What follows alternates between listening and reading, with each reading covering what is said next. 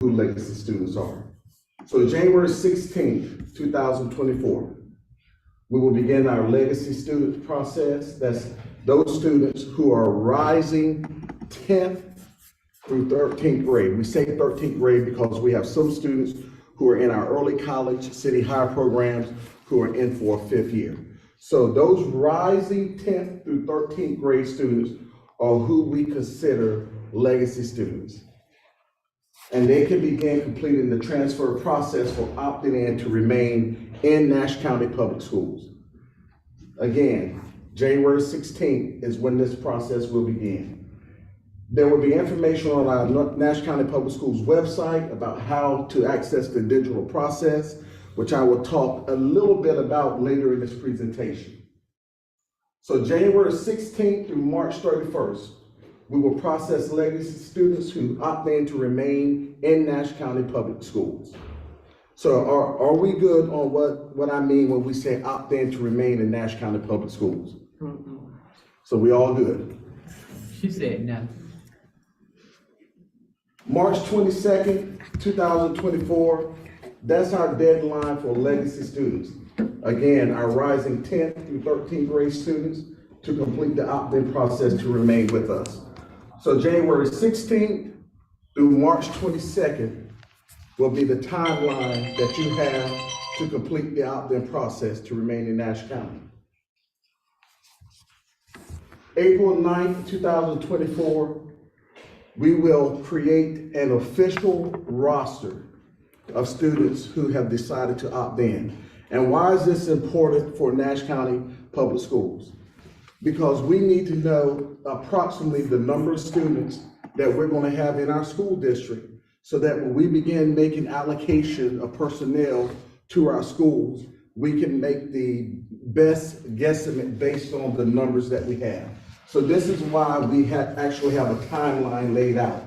And this April 9th timeline runs with when we'll begin allocation for our schools.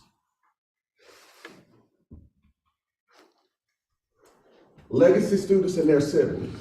So one of the things that we heard early on in the process is that parents and guardians had concern that if I have a rising 9th grader who does not have the ability to opt in to remain in Nash County Public School, and I have a rising 11th grader who can stay in Nash County Public Schools, I very well could be traveling to Edgecombe County if they're participating in sports and then having to come to Nash County for another student participating in sport. So in working with the Board of Education, working with the Superintendent's Cabinet, having conversations with Edgecombe County Public Schools, our county commissioners, we all agreed that we felt the best thing would do would be allow the rising 9th graders who were siblings of who we're referring to as legacy students, the ability to opt in. So students who are first-time rising 9th graders, and they live in the same home as a sibling who is a legacy student can request to opt in to remain in Nash County Public Schools by ensuring that their name is on the legacy transfer document completed for the legacy student, which again, I will share with you a little bit later in this presentation. So first-time rising 9th graders must attend the same high school that their legacy sibling is attending, except for in the case of legacy students attending City High and Nash Rocky Mount Early College. The default high school in this situation would be Rocky Mount High School. Legacy students will not have to get a release from Edgecombe County Public Schools, but the legacy student siblings will have to get a release. So if you're a first-time rising 9th grader and you're asking to remain in Nash County Public Schools because you have a sibling who is a rising 10th through 13th grader, the legacy student does not have to be released from Edgecombe County Public Schools, but that first-time 9th grader does. So this is, and I don't know, so this is our form. You may not be able to see it, but this will be a digital process. Our entire student transfer process is now going digital. There's going to be information posted on our Nash County Public Schools website about the process, how to access the website. And this document here, and we're gonna do a little tweaking to it, but for the most part, it's finished. But this is the document that the legacy students, and their siblings who are first-time rising ninth grader will use. And it's simply asking for the child's name, age, grade, who the custodial parent is, home address, phone numbers. And then there's a caption here that says, any legacy student sibling may request to attend Nash County Public Schools only if the sibling is a rising freshman for the 24-25 school year. If the sibling freshman is allowed to attend Nash County Public Schools, they will only be allowed to attend until the legacy student graduates or leaves the district. The sibling will attend the school legacy students attend except for in the case of the early college and city high. If the legacy student attends either of the excluded schools, the default school is Rocky Mount High School. And we have this here in this caption because we want to remind parents about this process. And then it's asking you to list the name of who the first-time freshman is. So you have your legacy student, and then you have the sibling of that legacy student, and then you complete this information on the bottom here.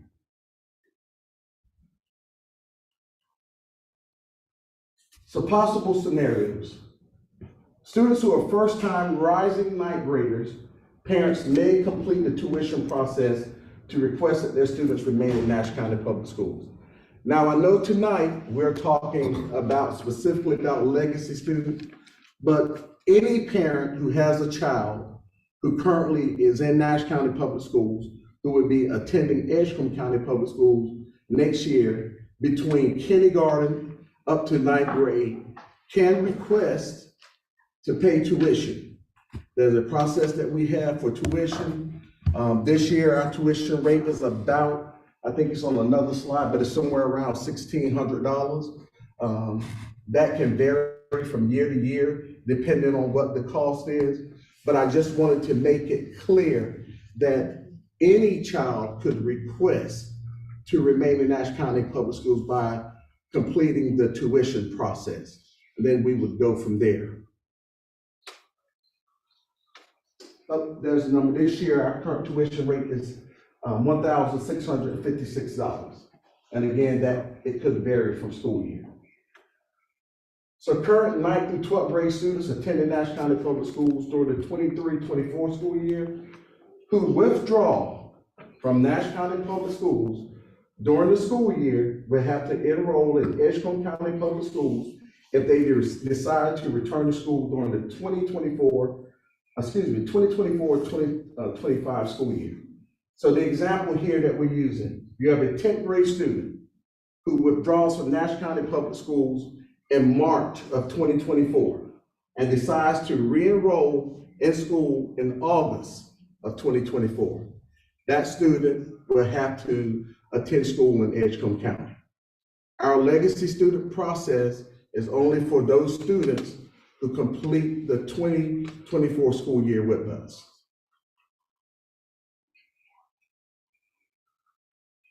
All high school students move to Edgecombe County side of Rocky Mount. A high school student moves to Edgecombe County side of Rocky Mount in August of 2024 and wants to enroll in school.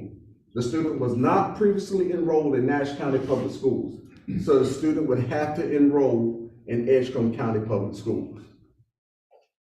A high school student moves back to the Edgecombe County side of Rocky Mount in August of 2024 and wants to enroll in school. The student was previously enrolled in Nash County Public Schools, but did not attend during the 23-24 school year.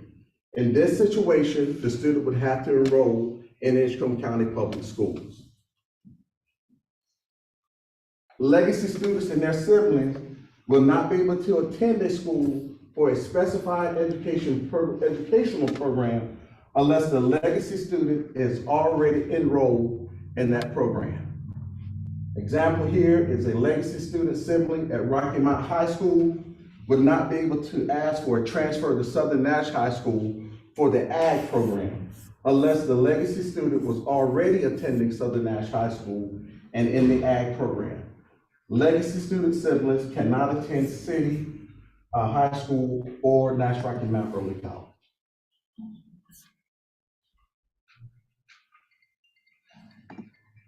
Questions? Yes, ma'am. Okay, if you have a legacy student and their sister is gonna be ninth grade, okay, she's not eligible to attend with her legacy sibling, is that what you're saying? Not if the legacy sibling is in city high school or Nash Rocky Mount Early College. Okay, so if he's in high school as a legacy student. What school is he in? Senior high, What grade? 10th grade, 10th grade. and his sister is ninth grade. Mhm. Could she apply to come behind him, because it'll be like two separate high schools in one group? So if they're living in the same household and the son is a rising 11th grader, the daughter's a rising 9th grader, she would be able to ask to opt in for the legacy student sibling to attend Rocky Mount High School.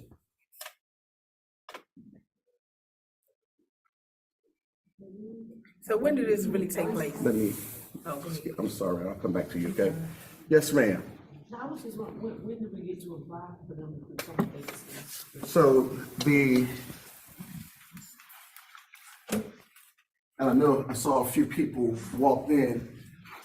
January 16th is the date that we will begin the process for legacy students. And that process will run from January 16th to March 22nd.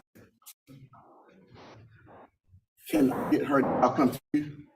I have a remark for her. Okay. Once that legacy student graduates, explain that piece to her for Yes. the sibling that's coming behind. So any sibling who's attending based on their legacy student, once that legacy student graduates or decides to leave the district, then that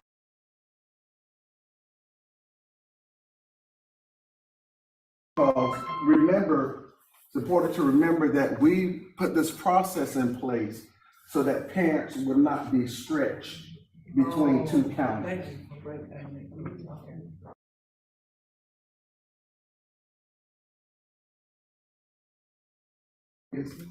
They decided to take on the footing of keeping those legacy students in place in terms of money. So, basically around 11th grade should be transferred to age one.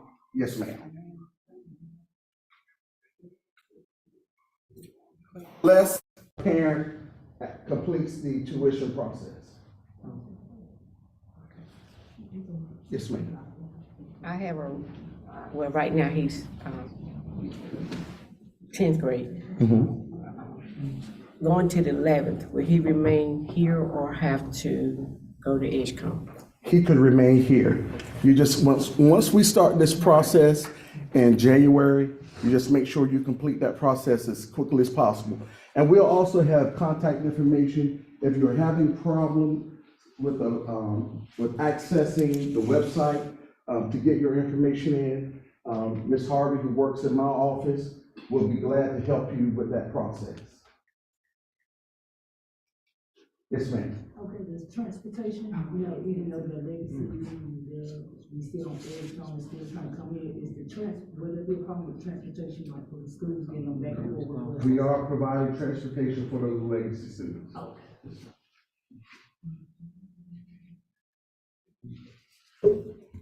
We got a question online. Yes, sir. The question online says, my child goes to NETA, which is a virtual school through Nash County, but we live on the Edgecombe side, so she is going to be a 9th grader next year. Is there a virtual academy for Edgecombe County? I cannot speak for certain about that, but I believe Edgecombe County does have a virtual school. Okay.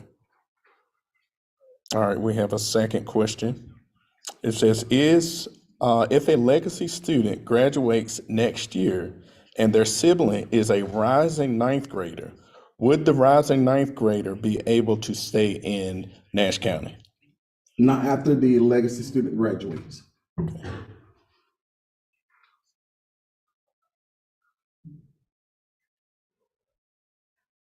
So is the tuition bound to change within those years?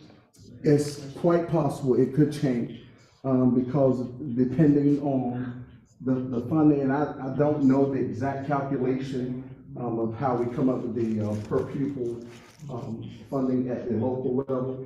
But I have seen it as low as $1,300, and I've seen it as high as $1,600.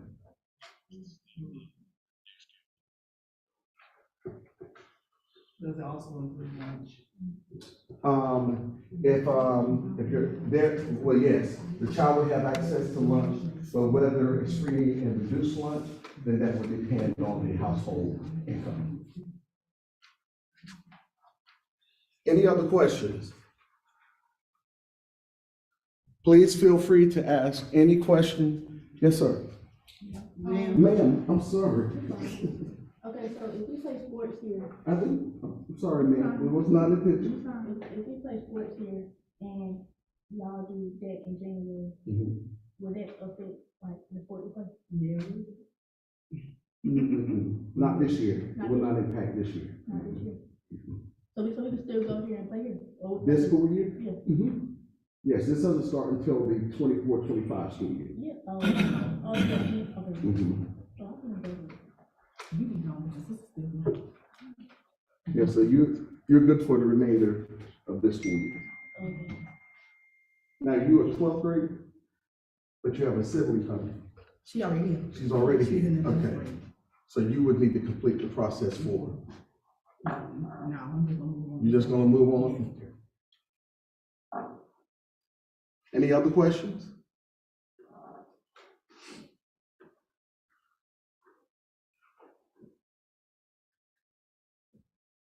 So the paperwork be like in the email or you have to go to the office? It's gonna be posted on the main page of Nash County Public Schools website. Are you all familiar with how to get to the district's website? If not, I'll make sure, that we get something out to the public on how to access the district's website. And this is Caroline Caroline Johnson, she works with our communications department. And this is Tremaine McQueen, he works with in fact, he's our executive director of That's right. technology. Are there any other questions?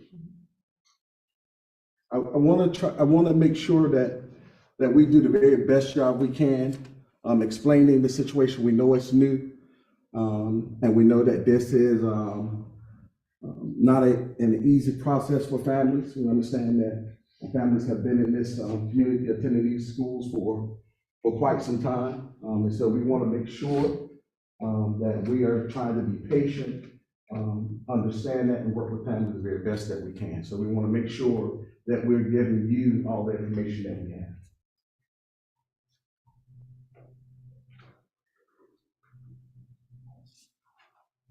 Going once? Going twice? I'm gonna let Ms. Ward give us the benediction. Please do not hesitate that if you have any questions or any concerns, you can call my office. Please take this number down, and I'll be glad to help work you through this process. And if I cannot help you, if I'm not in the office, Mrs. Harvey, my assistant, would be glad to help you. And that number is 252-462-2515. Can you repeat that first? 252-462-2515. 251. And my name is Leonda Sparrow. And you can just put Leon.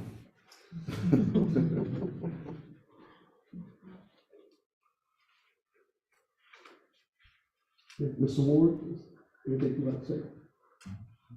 Board members, is there anything you would like to say to the group?